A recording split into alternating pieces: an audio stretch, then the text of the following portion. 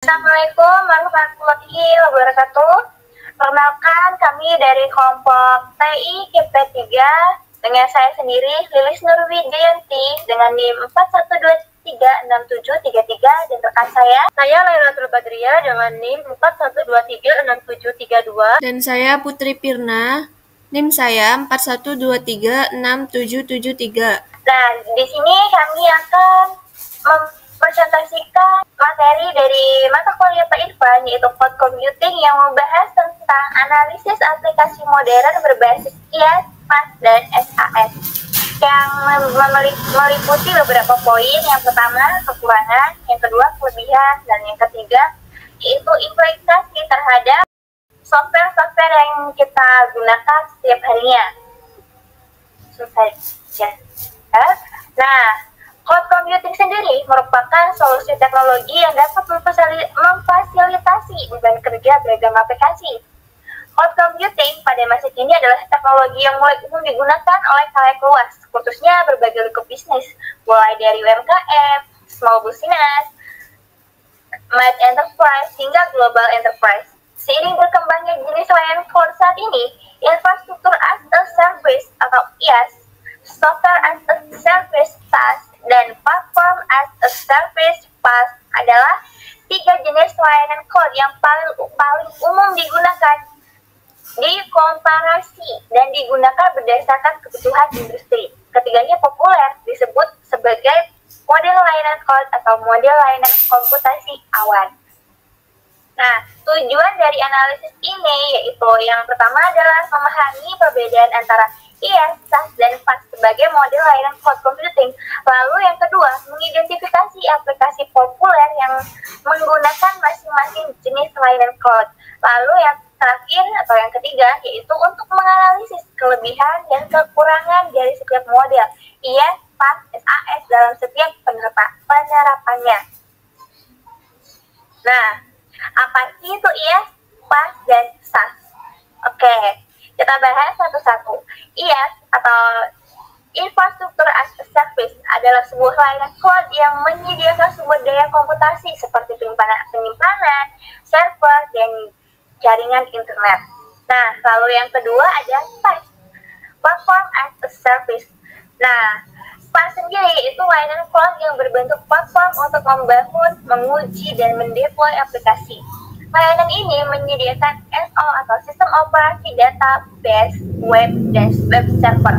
Lalu yang terakhir ada Software as a Service, yaitu layanan perangkat lunak yang menyediakan software untuk menggunakan penggunaan online seperti Gmail dan Google Docs. Selanjutnya ada aplikasi yang menggunakan infrastruktur IaaS. Nah, yang pertama tuh ada Netflix. Netflix ini menggunakan Amazon Web Services, AWS, EC2, S3, dan sebagainya, yang berfungsi untuk streaming video global, scalable server. Nah, lalu yang kedua ada Spotify. Spotify ini sebuah layanan IaaS yang digunakan, yaitu Google Cloud Platform Compute Engine, yang fungsinya untuk streaming musik, pengolahan data besar. Lalu yang ketiga ada Instagram. Nah, Instagram ini adalah aplikasi yang kita gunakan setiap harinya. Ini juga merupakan layanan IaaS yang digunakan. Aplikasi ini yaitu Amazon Web Service atau AWS, yang berfungsi untuk penyimpanan foto, video, dan server scalable. Lalu yang ketiga ada Zoom. Nah, Zoom ini seringkali kita gunakan setiap harinya untuk berbagai kegiatan tugas, belajar, dan meeting bersama rekan kerja. Nah, Zoom ini juga merupakan sebuah aplikasi yang menggunakan layanan IaaS. Nah, aplikasi ini yang digunakan adalah AWS dan Oracle Cloud Infrastructure OC, dan fungsinya untuk meeting video, komunikasi secara real time. Nah, yang keempat ada Airbnb.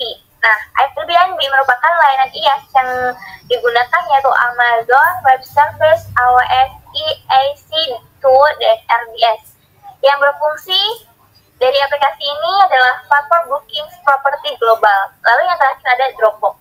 Nah, Dropbox ini sebuah layanan IaaS yang digunakan AWS sebagian besar infrastruktur, dan fungsi aplikasi ini untuk penyimpanan dan berbagi file cloud. Kelebihan, yes. Model cloud computing yang paling fleksibel, dapat upgrade dan di downgrade sesuai kebutuhan.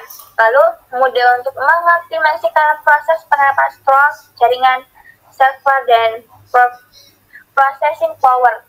Lalu yang ketiga ada penggunaan atau klien memiliki kendali penuh atas infrastruktur yang ada di layanan IaaS. Lalu yang terakhir ada pembayaran sewa perangkat keras dapat didasarkan pada pengguna PaaS Ayugo. Selanjutnya adalah kekurangan IaaS. Kekurangan IaaS ada 3. Yang pertama ada gangguan pada sistem keamanan. Yang kedua memerlukan pelatihan infrastruktur. Dan yang terakhir adalah tidak support ke sistem yang lama. Dan selanjutnya adalah aplikasi yang menggunakan infrastruktur PaaS.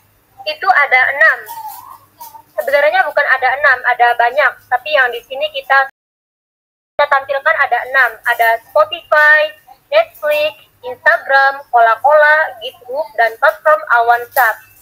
Nah, Spotify sendiri adalah layanan PaaS yang digunakan adalah mesin aplikasi Google dan fungsinya untuk pengembangan dan stabilitas musik streaming. Dan Netflix itu menggunakan AWS, Elastic Beanstalk, dan fungsinya yaitu untuk pengembangan aplikasi manajemen server otomatis. Dan selanjutnya Instagram. Layanan PaaS yang digunakan oleh Instagram yaitu Heroku atau sebagian untuk penerapan awan. Dan fungsinya adalah untuk deployment dan pengembangan aplikasi cepat. Selanjutnya Coca-Cola. Layanan PaaS yang digunakan adalah layanan aplikasi Microsoft Azure dan fungsinya untuk pengembangan dan hosting aplikasi bisnis. Selanjutnya GitHub. Layanan PaaS yang digunakan yaitu Pahlawanku atau Heroku dan fungsinya itu untuk deploy aplikasi web dengan efisien. Dan yang terakhir adalah platform Awansap. Layanan PaaS yang digunakan itu adalah SAP PaaS dan fungsinya untuk pengembangan bisnis berbasis cloud. Selanjutnya yaitu kelebihan dari PaaS atau platform as service. Kelebihannya yaitu cepat deploy aplikasi, itu adalah pengembang bisa fokus coding tanpa memusingkan infrastruktur. Yang kedua ada skalabilitas otomatis. Nah, jadi aplikasi bisa otomatis menyesuaikan beban lalu lintas. Selanjutnya menghemat waktu dan biaya.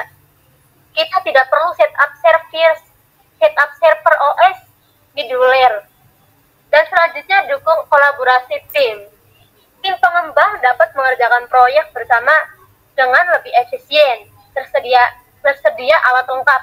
Nah, biasanya sudah ada database keamanan dan monitoring bawaan. Dan yang terakhir adalah dukungan berbagai bahasa dan kerangka. Contohnya seperti Node.js, Python, Java, PHP, Ruby, dan sebagainya. Selanjutnya kekurangan dari PaaS, Platform as a Service. Kekurangannya itu ada 6, yaitu 1. Keterbatasan kontrol, 2. Ketergantungan pada vendor, 3. Biaya bisa mahal, 4. Kompatibilitas terbatas, terus yang kelima resiko downtime dan dari penyedia, dan keenam adalah kendala regulasi atau keamanan. Selanjutnya yang akan dibawakan oleh Putri Pirna. Selanjutnya aplikasi yang menggunakan infrastruktur SaaS. Yang pertama Google Workspace, yaitu Gmail, DOS, dan Drive. Fungsinya email, kolaborasi, dokumen, penyimpanan cloud. Yang kedua Microsoft 365, yaitu Word, Excel, dan Teams. Fungsinya produktivitas, kolaborasi, tim online. Yang ketiga Salesforce, fungsinya CRM atau Customer Relationship Management. Yang keempat Dropbox, fungsinya penyimpanan dan berbagai file cloud. Yang kelima Zoom, fungsinya meeting, video, dan webinar berbasis cloud. Yang keenam Slack, fungsinya komunikasi tim dan kolaborasi. Yang ketujuh, Canva, fungsinya desain grafis berbasis web. Dan yang terakhir, Shopify, fungsinya platform toko online atau e-commerce. Selanjutnya, kelebihan dari SAS atau Software as a Service. Yang pertama, tidak perlu instalasi. Yang kedua, biaya awal rendah. Yang ketiga, akses di mana saja. Yang keempat, otomatis update. Yang kelima, mudah digunakan. Dan yang terakhir, skabilitas mudah. Slide selanjutnya. Kekurangan dari SAS. Yang pertama, ada ketergantungan internet. Yang kedua, resiko keamanan data. Yang ketiga, kontrol terbatas. Yang keempat, kustomisasi terbatas. Yang kelima, masalah integritas. Dan yang keenam, biaya jangka panjang. Slide selanjutnya. Kesimpulannya, layanan cloud computing seperti IaaS, infrastruktur as a service, PaaS, platform as service, dan SAS, software as a service, telah menjadi solusi utama dalam pengembangan dan operasional aplikasi modern di berbagai industri. Masing-masing layanan memiliki karakteristik keunggulan dan kelemahan yang berbeda-beda sehingga penggunaannya disesuaikan dengan kebutuhan spesifik organisasi atau bisnis. IaaS sendiri menawarkan fleksibilitas tinggi dan kontrol penuh terhadap infrastruktur, cocok untuk perusahaan yang ingin mengelola server, storage, dan jaringan sendiri, namun memerlukan keahlian teknik lebih dan memiliki potensi masalah integritas dengan sistem lama. Yang kedua, PaaS itu sendiri itu mempermudah proses pengembangan dan deployment aplikasi. Idealnya untuk tim developer yang fokus pada pengembangan tanpa harus mengelola infrastruktur. Meski demikian, pada keterbatasan kontrol, ketergantungan pada vendor, serta risiko kompatibilitas aplikasi tertentu. Terakhir, SAS sendiri memberikan kemudahan akses dan efisien penggunaan aplikasi tanpa perlu instalasi atau setup.